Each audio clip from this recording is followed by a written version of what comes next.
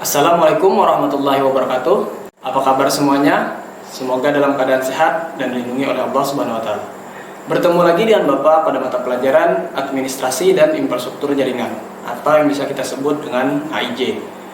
Pada mata pelajaran ini ada beberapa topik atau kompetensi dasar yang akan kita pelajari. Di antaranya ada NAT, firewall, dan juga bandwidth.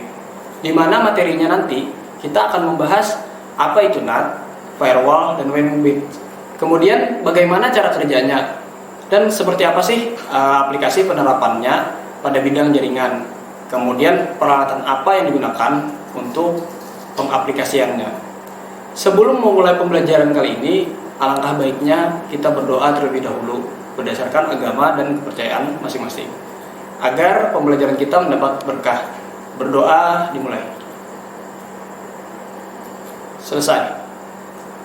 Baik, kita masuk ke materi kali ini, mengenal router.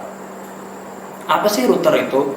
Jadi pada pertemuan kali ini kita tidak akan membahas bagaimana NAT itu dan apa firewall beserta bandwidth.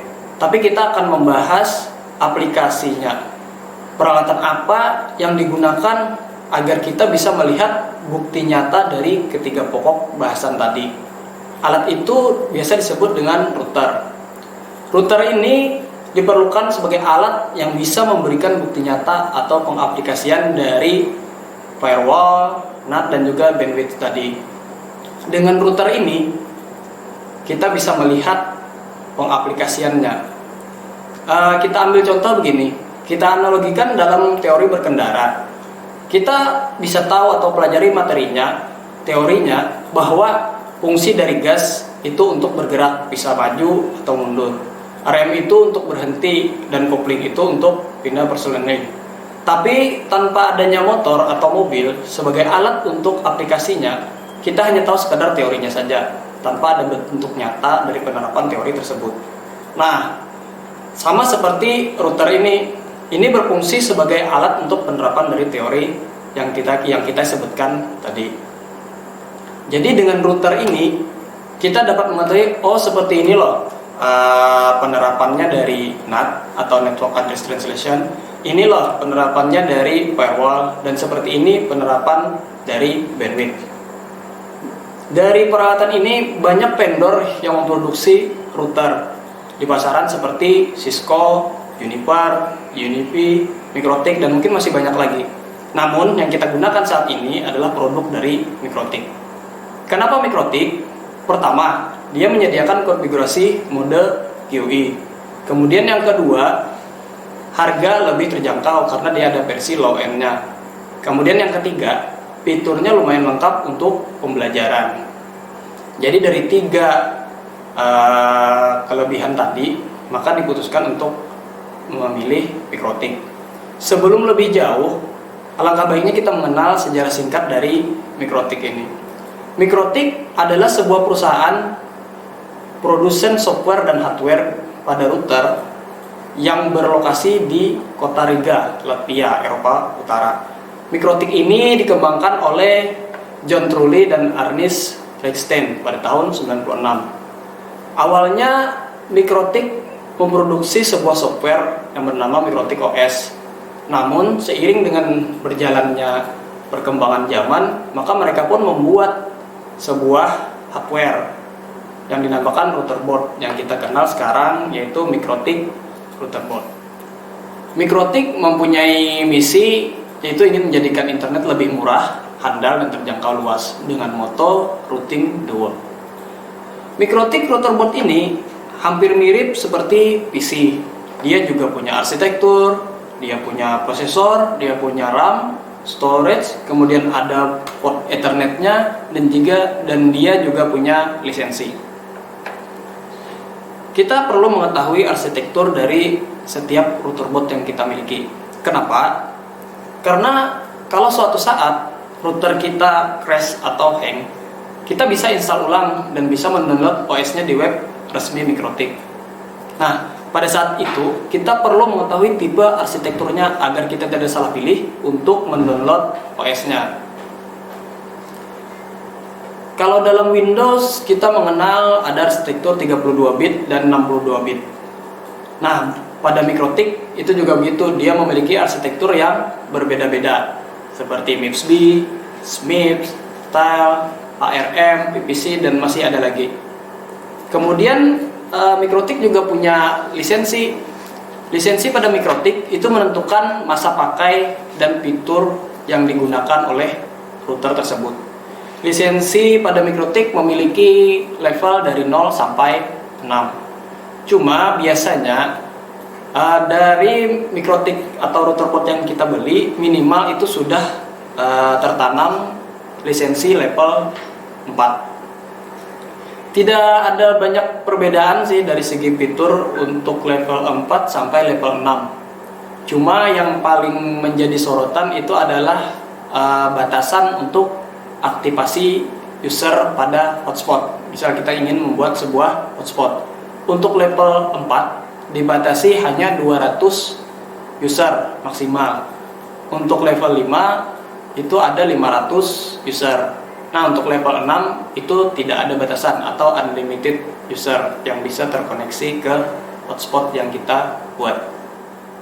Baik, sekarang kita langsung saja mulai mengulas secara singkat Mikrotik router board yang ada di sini satu persatu, dan kita akan melihat apa saja perbedaan yang dimiliki oleh router board ini masing-masing.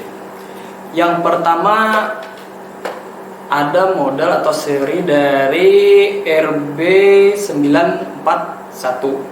Ini yang versi HAP Lite. Dia mempunyai arsitektur SMIPS dengan kecepatan prosesor itu 650 MHz. Dia punya storage 16 MB dan RAM 32 MB. Dia memiliki lisensi level 4 dengan port Ethernetnya ada 4. Dia pada kualifikasi yang low end, artinya di bawah 1 juta. Ini mungkin kisaran 400 sampai 500 ribu. Kemudian yang kedua ada router board 951 UI. Dia menggunakan arsitektur MIPS-B dengan kecepatan 600 MHz. Storage-nya ada 64 MB dan RAM-nya ada 128 MB. Ini juga menggunakan lisensi level 4. Tapi dia memiliki port Ethernet lebih banyak satu. Dan ini pun berada pada level low end, masih di bawah 1 juta, kisaran 800 sampai 900 ribu.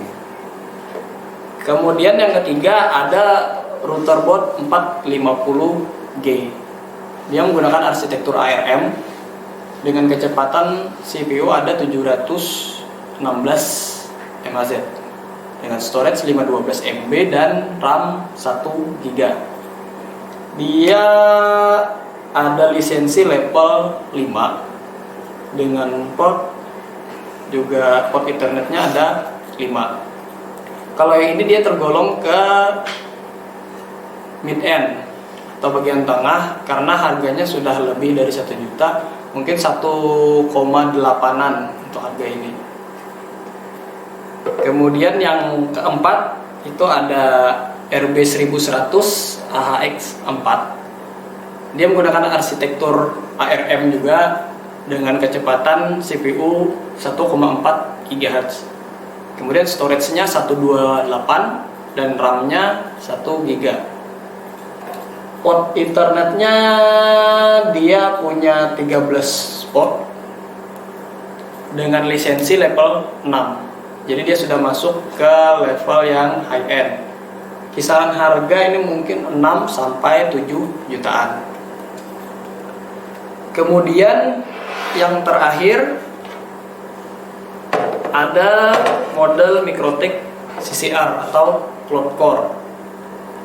Biasanya untuk kecepatan CPU, CCR dan yang indoor seperti ini tidak ada perbedaan yang terlalu signifikan. Cuma yang berbeda itu kebanyakan ada pada core yang dimiliki oleh prosesornya. Untuk CCR ini dia menggunakan arsitektur tile, kemudian kecepatan CPU-nya 1,2 2 GB, masih di bawah dengan yang RB 1100 ini. Tapi RB 1100 ini menggunakan core-nya cuma 4 quad core, sedangkan ini dia menggunakan 9 core. Dan storage-nya sama 128. Tapi untuk RAM dia lebih unggul dengan kapasitas 2 GB.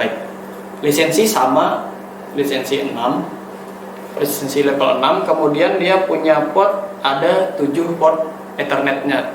Kisaran harga ini sudah mencapai 8 sampai 9 jutaan.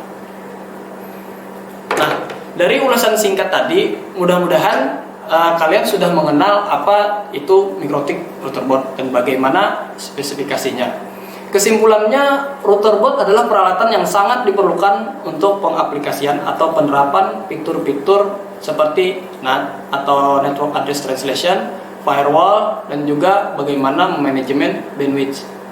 MikroTik router board juga memiliki beberapa model dengan arsitektur, kecepatan CPU, storage, RAM, dan lisensi yang berbeda-beda.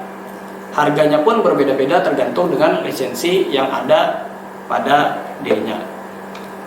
Baik, sampai di sini dulu materi kita kali ini. Untuk pertemuan berikutnya kita akan mempelajari bagaimana cara mengakses router MikroTik pertama kali. Mohon maaf kalau ada kesalahan dalam penyampaian materi tadi. Mudah-mudahan ada manfaatnya bagi kita semua. Terus jalankan protokol kesehatan, tetap semangat, teruslah belajar, jaga kondisi tubuh, kasabah cerdas, kasabah do the best. Assalamualaikum warahmatullahi wabarakatuh.